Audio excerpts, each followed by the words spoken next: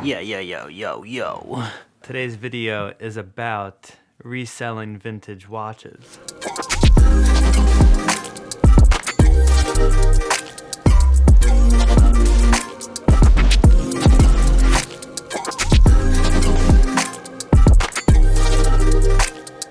This watch right here is a Tag Heuer Professional 1000. It is from the late 80s, I believe. Quartz movement. Diver's watch. I got it off eBay for about $350. I think now it's probably worth about $500-600. So it's definitely appreciated. I bought it about 3 years ago, so it's been a minute. This is a good everyday watch, you know. It's not too expensive where you're scared of, you know, damaging it. I just love watches so much because I compare them with cars, especially when you're dealing with automatic watches. The details that make the watch tell the time is insane. Like, open up a Rolex and you'll just be like, what the fuck? Same thing like when you open up a car hood, most people are like, shit, what the fuck? You just don't know how it works and how someone can actually make this a thing. It's like, wow, people are way smarter than me. So I found a young kid on Instagram who started Theo and Harris. He sells vintage watches. That's how he started, and that's what he still does. But now he's moving on to different things. So I just wanted to figure out like how he got in the game, what he thinks about selling vintage watches, can anyone do it, and you know, all that stuff. So here's what I made.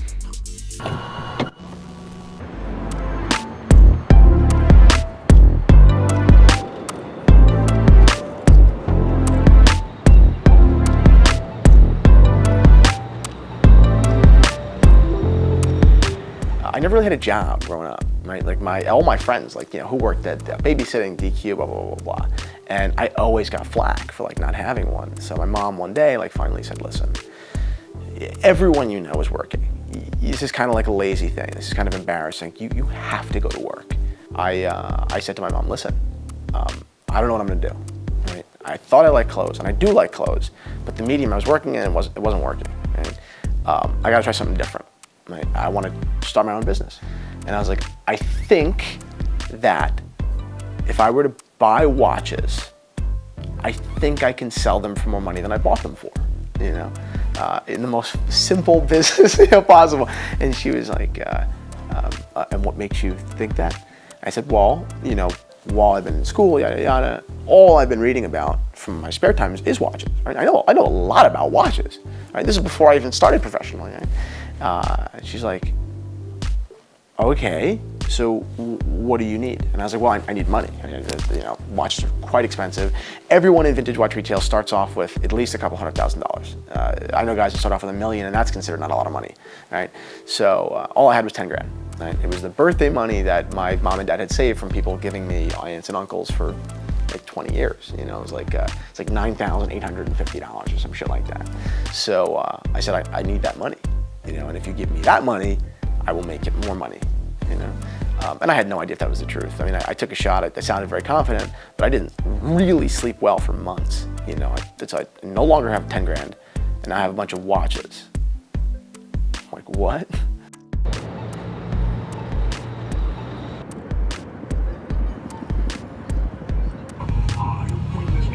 Buckley!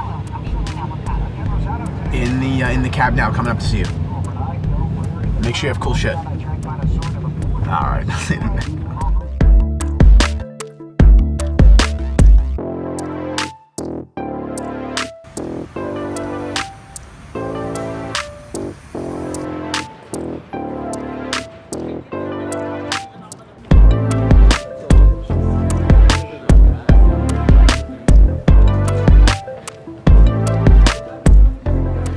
All right, what you got? I need a dial for Tony. I need some cool like OP dials. I'd like to find something in blue. I'd like to find something. You need it for an OP. Well, I'm always buying. Have black. Hold on. Let me see.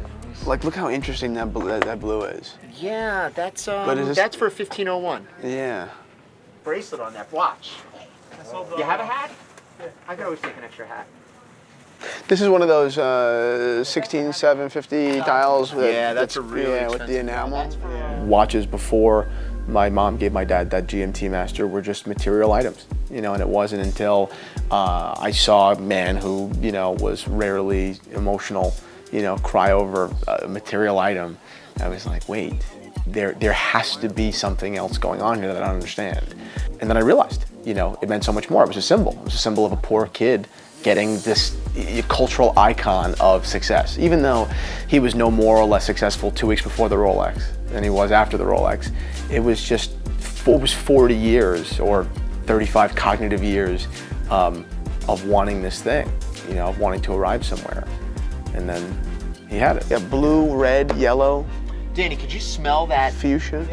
It smells terrible. It smells like, I think I ate like possum or pigeon today, bro.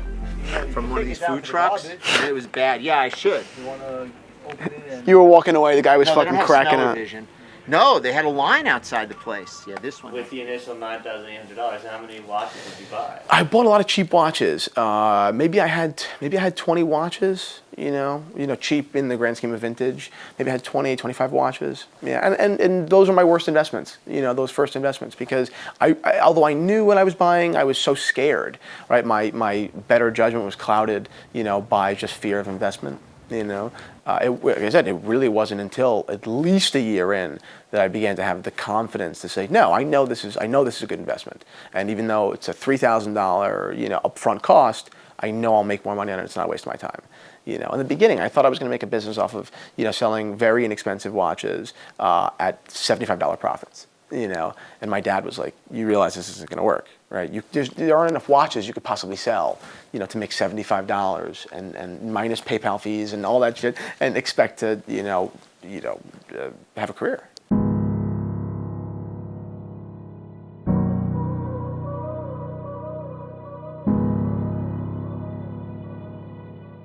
So the Rolex Explorer is one of their trademark landmark models.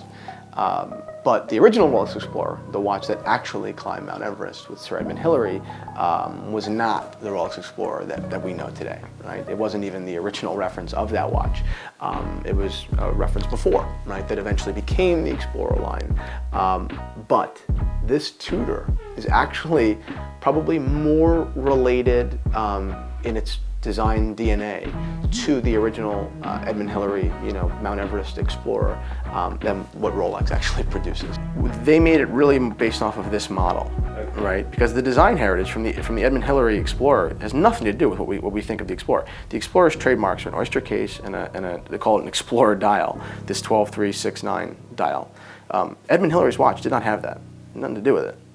It's just a oyster OP, nothing else. Oh, I know. What are you going to do with it? Yeah, what are you going to do with it? Come on. Dial's no good, watch no good. Good luck replacing it. Oh, yeah, forget it. The dial's worth more than the watch. Sounds like a you problem. 100% of our revenue every year, which is almost $2.5 million, is to retail. Right. Now we're branching off and we're trying to build an advertising business, which is predicated upon sharing other brands, other interesting, passionate brands with our viewer base. But that's the future. As of now, we're strictly retail.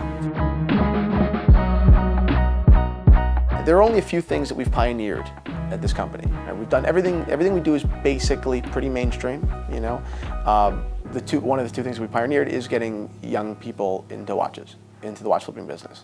I know that before Theo and Harris did not exist. Not really.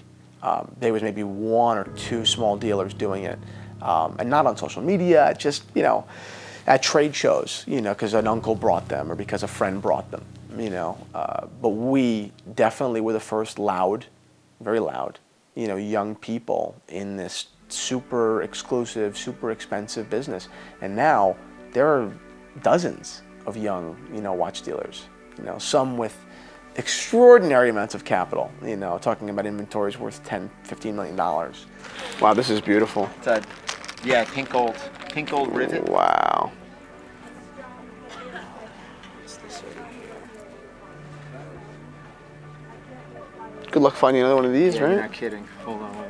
Where's I've made very small amounts of money on watches, and then sometimes we've acquired things that are worth incredible amounts of money at prices that are ridiculously low, almost like a bargain bin. Someone doesn't know what they have, whatever it might have been. So it's fun. It's exciting. There's definitely a thrill to to the acquisition of watches.